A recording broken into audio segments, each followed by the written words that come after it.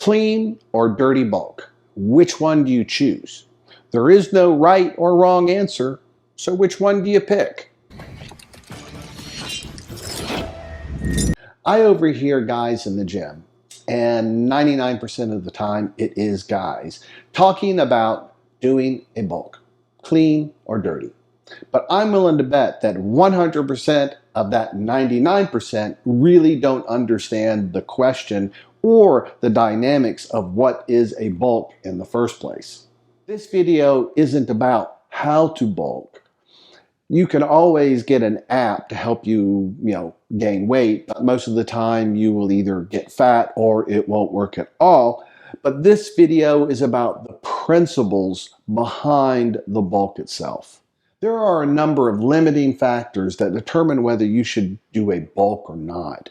So that could be your training method. It could be, are you recovering, your nutrition, and there are a number of mental and emotional aspects to this that need to be addressed. If you are training poorly and you just start a dirty bulk, chances are you're just going to get fat. So if you don't know how to train, then you're not going to be successful anyway. So what is a dirty bulk?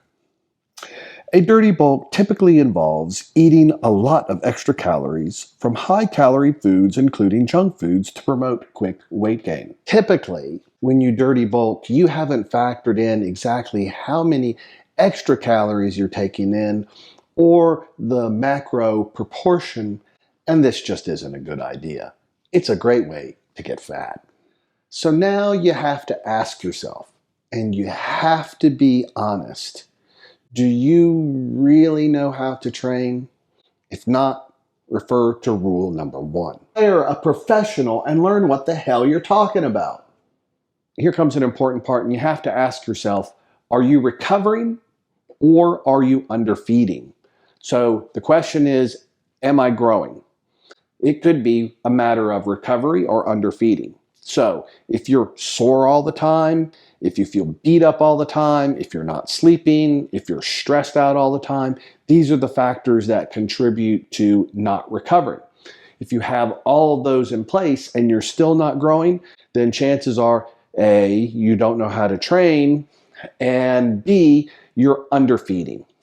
All right, so if all your recovery factors are in place, and let's say you have a trainer, so you really do know how to train, you know how to train with focus and intensity, then you have to ask yourself, is it nutrition? And here's the $64,000 question. Do you really understand nutrition? I'm not talking about what you've learned on Instagram from Jenny the Banana Girl or from the guy on the bench press next to you. Have you taken nutrition classes in college? Have you taken classes in basic human physiology? Are you a certified nutritionist? Have you taken college level classes in nutrition? Have you taken classes in basic human physiology? Once again, this is with the dog. So keep it going. I'm just going to keep on going. Have you taken classes at the college level in nutrition? Have you taken classes in human physiology? Are you a certified nutritionist?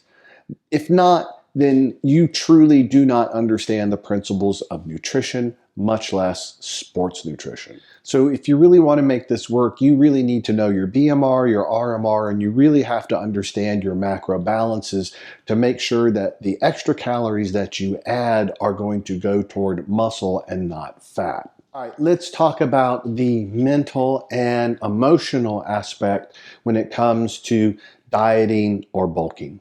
And most of it comes to avoidances and the way we avoid being uncomfortable and we avoid pain. Who honestly enjoys being hungry or stuffing your face when you're already full? Without professional assistance, most people build their diets around what makes them not feel uncomfortable. Come on. Most people don't want to be hungry. Being hungry is no fun. What have you got in your mouth?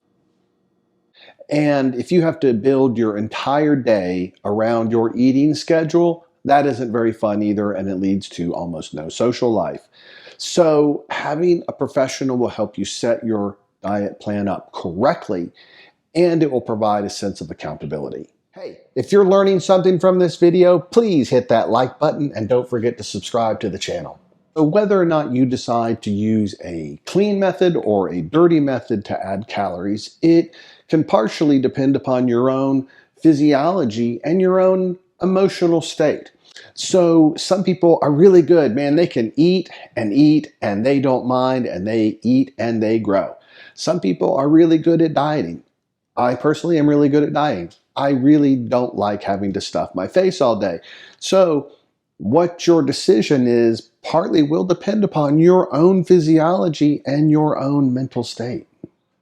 So when it comes to a bulk, we really do have to look at your limiting factors. Are you training correctly? Are you really eating? Are you recovering? And what is your emotional state?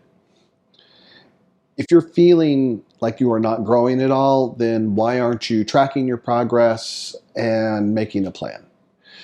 If you're feeling beat up and sore all the time, then why aren't you following recovery protocols?